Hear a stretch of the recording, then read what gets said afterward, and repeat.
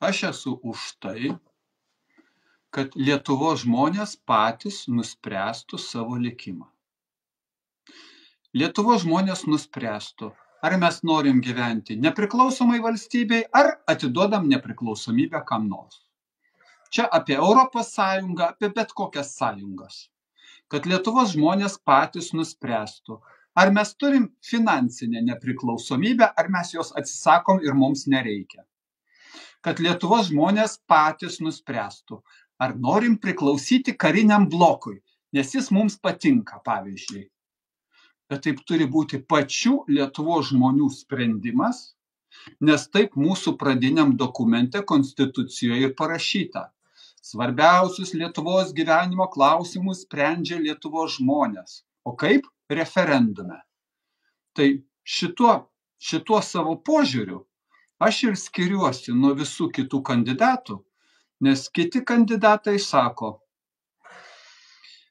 mes jau esame NATO kariniam bloke agresyviam ir tai yra faktas ir turime su tuo susitaikyti. Nesvarbu, kad Lietuvos žmonių nuomonės nebuvo klausta. Mes jau atidavėm mūsų valdžią, tuometinė valdžia, atidavė mūsų finansinę nepriklausomybę, tai mes jau ir tylėkime. Iš mūsų Lietuvos žmonių pavogė nepriklausomybę. Lietuvos mūsų valdžia pavogė. Mūsų lietuviškai kalbanti valdžia pavogė.